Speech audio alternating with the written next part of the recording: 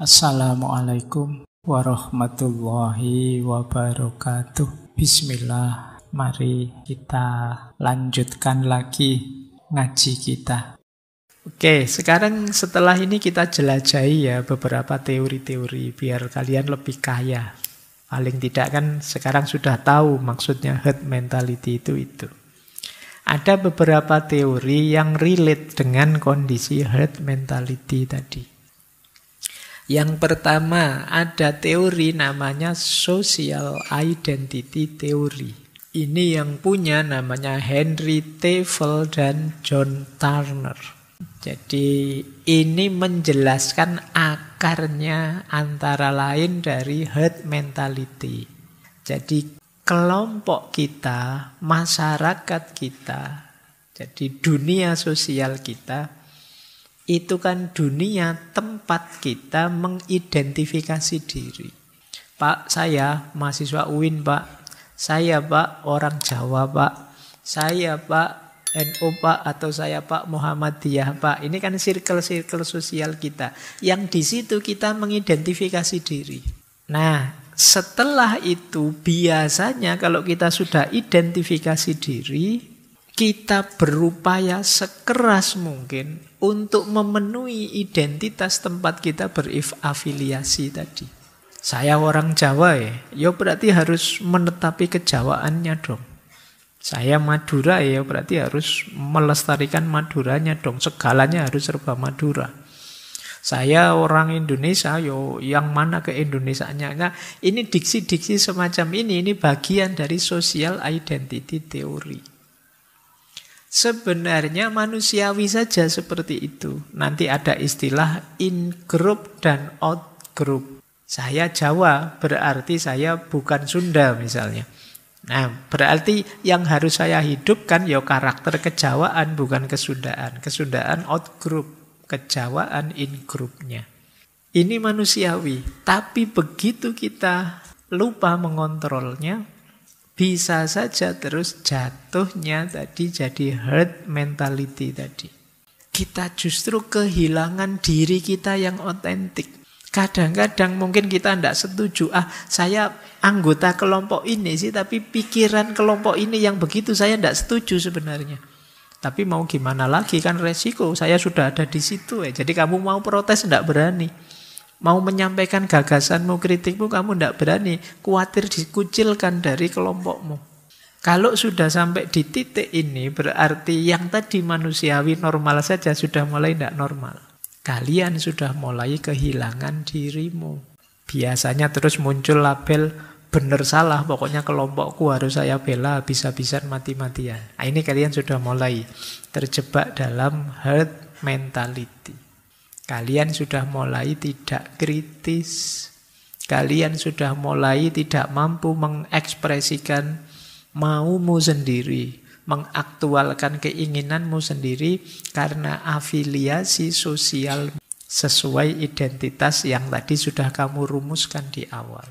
Ketika mungkin ada orang-orang tertentu yang tenggelam dalam identitas kelompoknya, sehingga dia hidup secara tidak kritis. Sehingga dia bahkan kehilangan dirinya, bahkan menyatakan ketidaksetujuan saja tidak berani, khawatir dikucilkan oleh kelompoknya. Baik, ini teori pertama, social identity theory. Yang kedua, ada teori, ini dari tokoh namanya Robert Cialdini. Beliau punya teori social proof theory. Social proof theory ini menyatakan bahwa kalau kita ingin melakukan sesuatu, benar salahnya kita ambil, kita simpulkan dari apakah orang lain juga melakukan sesuatu ini atau tidak. Ini namanya social proof theory. Jadi teori ini menyatakan seseorang melihat tindakan banyak orang sebagai panduan.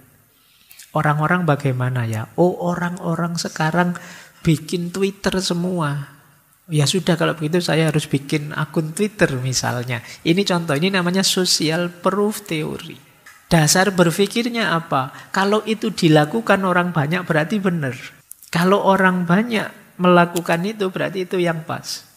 Kayak kalian kalau ke nyari restoran, bisa nyari warung. Kalian tidak tahu warung enak, tidak enak itu yang mana. Biasanya kalian nyari ukuran apa? Yang paling rame. Padahal sekarang kadang-kadang warung-warung itu sangat paham logika ini. Makanya banyak warung yang nyewa aktor-aktor untuk nongkrong di warungnya. Kelihatan rame, kadang-kadang di depan warung itu banyak motor parkir, di dalam tidak ada orangnya. Kesannya kayak banyak sekali yang sedang makan di situ. Kadang-kadang ada yang duduk-duduk di situ banyak sekali dan kamu senang. Wah, ini banyak yang nongkrong di situ berarti enak. Ini yang disebut social proof theory. Kalau banyak orang melakukan itu berarti itu baik, berarti itu enak, berarti itu bagus. Jadi kebenarannya banyak orang kamu anggap pasti benar. Ya ini problem nanti. Jadi misalnya kamu di kelas, sebagian besar temenmu bilang bahwa kuliah itu tidak perlu rajin-rajin amat dapat apa. Terus kamu ikut, kalau gitu saya harus sekali-sekali bolos biar seperti teman-teman yang lain. Kelihatannya mereka enjoy saja, berarti seneng banyak bolos itu. Nah ini namanya social proof. Jadi kalian memutuskan sesuatu dasarnya adalah keputusan orang lain. Ini sebenarnya juga menunjukkan kalian bukan dirimu, kalian hilang sebenarnya. Jadi ini yang disebut mentalitas kawanan, herd mentality. Buktinya sesuatu benar ya karena diikuti banyak orang, karena viral, karena booming, karena apa istilahmu hari ini, karena hype. Nah, karena hype berarti itu benar. Banyak orang kok nge-share ini, kemungkinan ini benar. Makanya ada yang bilang hoax itu ketika diulang-ulang, pada akhirnya akan dianggap benar. Bahkan yang bikin hoax sendiri akan merasa itu benar, padahal dia yang tadinya bohong loh. Dia tahu benar bahwa dia yang bikin dan itu bohongan. Tapi ketika diulang-ulang terus rasanya kayak itu memang benar. Bahkan oleh yang bikin sendiri. Ini dahsyatnya social proof. Teori ketiga. Teori ketiga ini Solomon Asch. Teorinya bunyinya conformity theory. Ini menarik. Beliau ini melakukan eksperimen yang nanti dikenal sebagai Asch-Line experiment. Jadi nanti ada misalnya ya, ada banyak orang yang sama-sama diteliti. Dari sekian banyak yang diteliti itu sebenarnya sebagian besar itu sewaan dia. Jadi penelitiannya itu yang gambarnya saya sisipkan itu untuk milih garis. Jadi yang garis yang satu itu kira-kira sama dengan garis nomor berapa di yang kanan. Garis A atau B atau C. Ya kan? Kalian mungkin ya normalnya sih kalian akan bilang itu ya tetap C yang cocok misalnya. Tapi dia melakukan eksperimen begini. Sebelum peserta beneran, di depan yang ngantri itu peserta sewaan. Yang peserta sewaan ini diminta milih yang keliru. Jadi orang pertama harusnya C. Orang pertama bilang, oh garis ini cocok dengan A. Yang kedua bilang lagi, iya ini cocok dengan A. 3, 4, 5 orang di depannya bilang ini cocok dengan A. Kamu ragu-ragu sudah. Padahal semula kamu yakin itu pasnya dengan C. Tapi begitu 5 orang di depanmu bilang, jangan-jangan saya salah lihat. Jangan-jangan saya sudutnya tidak pas. Jangan-jangan ini rahasianya tidak sesederhana kelihatannya. Teman-teman yang di depan yang pinter, yang ngerti rahasianya bilang, nah, itu kamu ragu sudah dengan dirimu. Akhirnya mungkin, yang biar aman seperti yang lain lah tak jawab. Yang berbeda A sajalah misalnya. Tadi A semua kok isu awai lah. Akhirnya kamu ikut yang lain. Kenapa melihat yang lain sebelumnya milih A? Ini yang disebut conformity theory. Kamu melihat sebelumnya melakukan apa, kamu ikuti. Jadi individu akan cenderung mengikuti pendapat mayoritas. Mungkin di bawah sadarmu ada suara, salah juga tidak apa-apalah, yang penting temannya banyak. Tidak hanya saya yang keliru, yang di depan tadi berarti nanti salah semua berarti. Nah, ini conformity theory. Jadi kita cenderung mencari konfirmasi dari pikirannya orang lain. Padahal mungkin pikiran kita sendiri sudah benar. Tapi begitu banyak orang bilang begitu, kamu mengkerut sudah. Wah, jangan-jangan pendapatku ini yang salah. Jangan-jangan pandanganku yang keliru. Wong banyak orang bilangnya begitu. Saya jamin misalnya ya, kalian, ini contoh awur-awuran, kalian punya pacar yang tidak terlalu cakep. Tapi begitu jalan kemana-mana ada yang bilang, wah cakep sekali pacarmu. Yang di sana bilang, wah cakep sekali pacarmu. Itu lama-lama 3, 4, 5 kali mungkin kamu yakin, cakep beneran berarti pacar saya ini. Itu namanya conformity theory. Dan ini kadang yang mengkhawatirkan. Karena apa? Bangsa kita itu kadang-kadang dikenal suka basa-basi. Ya kan? Kalian pulang kampung, ketemu tetanggamu 5-10, tiap kali ketemu, lama nggak ketemu, tambah ganteng aja gitu. Nanti tetangga yang lain, oh iya tambah cakep saja. Lama-lama kamu merasa, berarti aku ini cakep beneran ya. Padahal mungkin tetanggamu ya basa-basi saja, ya biasalah kalau ketemu gitu. Ini yang disebut conformity theory. Otak kita punya kecenderungan seperti itu. Nah, kita lanjutkan ya. Jadi ini teori ketiga. Ada banyak fenomena lahir karena conformity theory. Nanti Solomon Asch punya istilah normative social influence. Apa normative social influence itu? Tekanan untuk mengikuti norma kelompok karena takut dihakimi atau takut dikucilkan. Kayak kalian misalnya, saya pingin sih Pak jawab postingan itu, tapi begitu saya jawab nanti mesti saya diserbu orang banyak oleh netizen. Akhirnya kamu diam saja atau ikut saja dengan postingan yang sudah ada. Itu namanya normative social influence. Tekanan untuk mengikuti norma kelompok karena kita takut nanti dihakimi atau dikucilkan.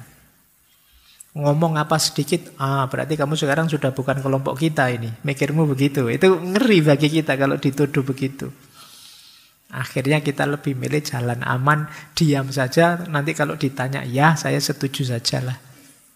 Karena kita takut dikecualikan oleh kelompok kita sendiri. Ada lagi teori keempat. Teori keempat ini isinya adalah de-individuation theory. Ini dari tokoh Gustav Le Bon. Jadi apa de-individuation theory? Kata dia begini.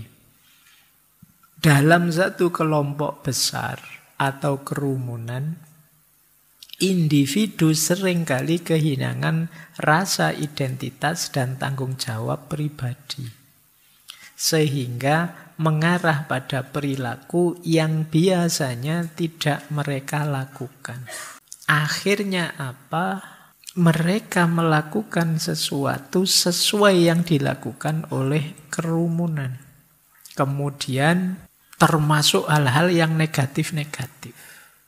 Ini yang disebut crowd psikologi. Sederhananya begini.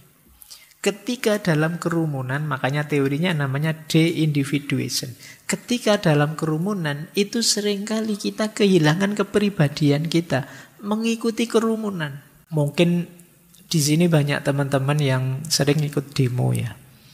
Waktu bareng-bareng temanmu di jalan, wah kalian bisa teriak-teriak, bisa melakukan apa saja. Bisa mukul-mukul, bisa banting-banting, bisa mecah-mecah. Yang itu tidak terbayangkan olehmu. Ternyata aku bisa sebrutal itu ya. Padahal kalau sendirian itu sejinak itu. Kenapa bisa begitu? Karena kamu sedang ada di kelompokmu. Itu yang disebut de-individuation theory.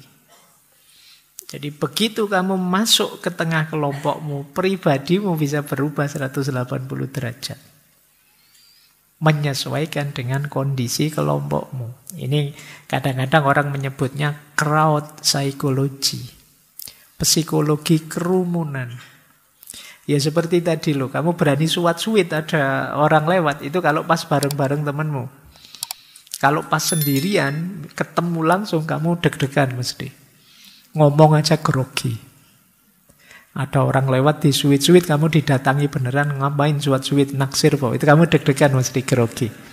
Kalau sendirian, tapi begitu banyak teman, kamu bisa tambah menggila itu kalau segitu. Jadi ternyata kuncinya masuk di kelompok.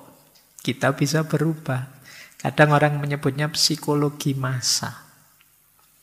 Mungkin kalian pernah lihat kadang video tertentu ya, misalnya ada orang jahat ditangkap oleh massa. Itu kalian mungkin kaget, ini massa kok begitu ganasnya ya, begitu sadisnya ya. Kadang hanya copet atau hanya maling motor itu bisa dipukuli bareng-bareng, dibakar sampai melihatnya ngeri. Tapi waktu kejadian psikologinya memang berubah. Kenapa? Dia ada di circle, ada di kelompok. Bareng-bareng.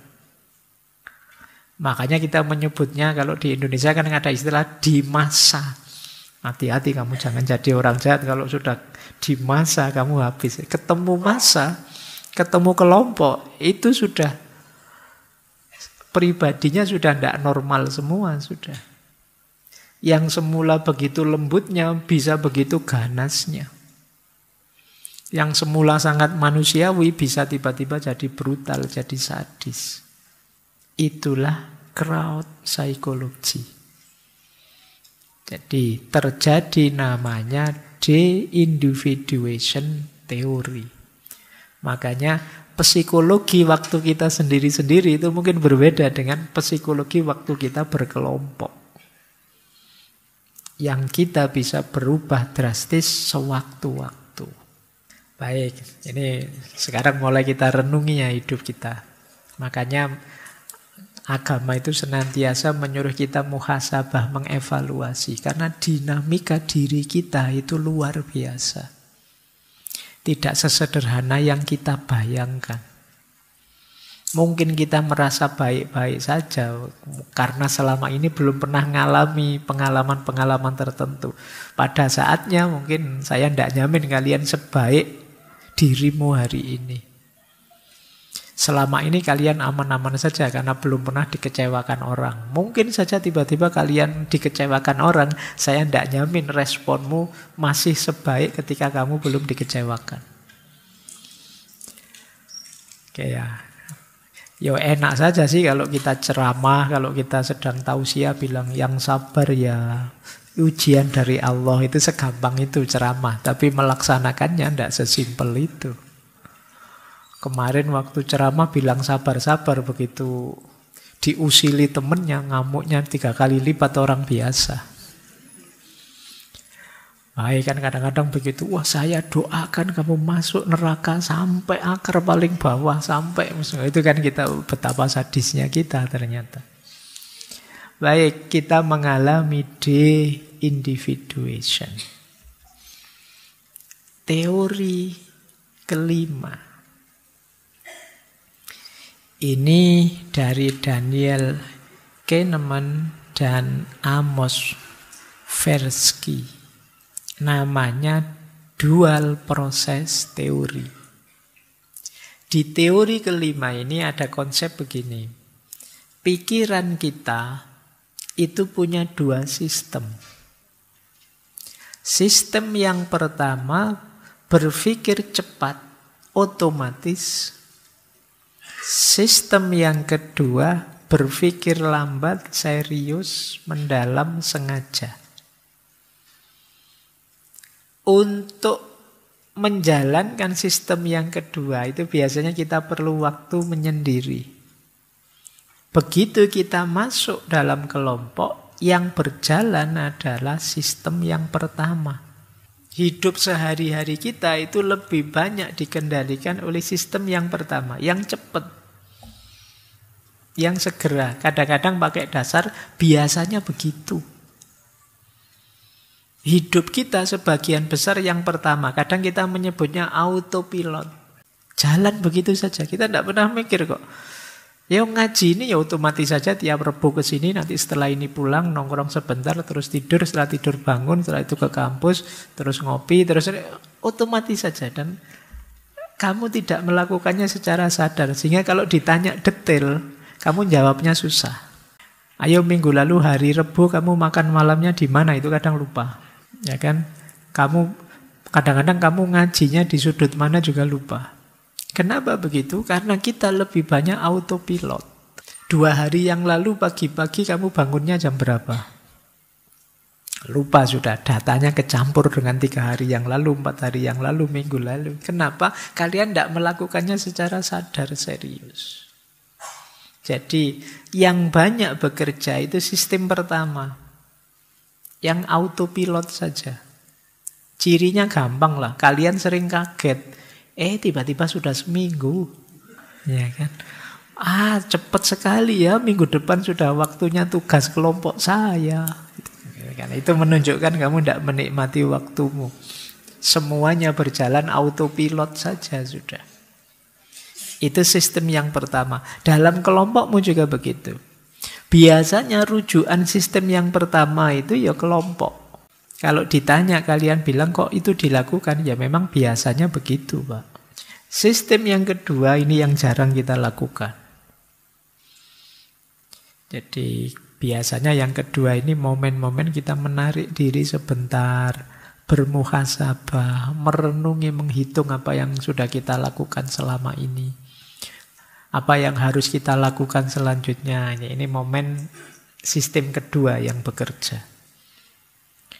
Herd mentality lahir dari sistem yang pertama. Biasanya karena kita males mikir mendalam, enaknya sudah rutin saja, jalan ikut saja yang lain. Ini logik dari teori dual process. Jadi ada 2 proses. Mulai sekarang coba kita perhatikan ya. Ini sedang bekerja proses kedua. Yang saya lakukan tadi itu proses pertama dan seterusnya. Saya akhiri sekian. Wallahul muwafiq. Wallahu a'lamu bissawab. Wassalamualaikum warahmatullahi wabarakatuh.